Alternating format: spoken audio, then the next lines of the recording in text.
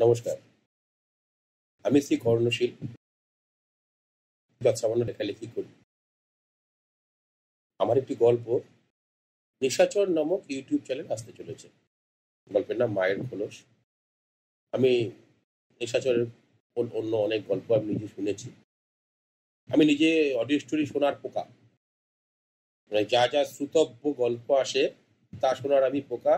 এমনকি ঘুম পাড়ানি গানের মতো আমি কানে রোজ রাতে নিয়মিত যদি যে কোনো অডিও স্টোরি না শুনি আমার ঘুম আসে না। তা এমনই একটি চ্যানেলে, আমার খুব প্রিয় চ্যানেল নিশাচর, সে আপনারা শুনে বিচার করবেন। আমার একটি গল্প মায়ের খোলস আসতে চলেছে।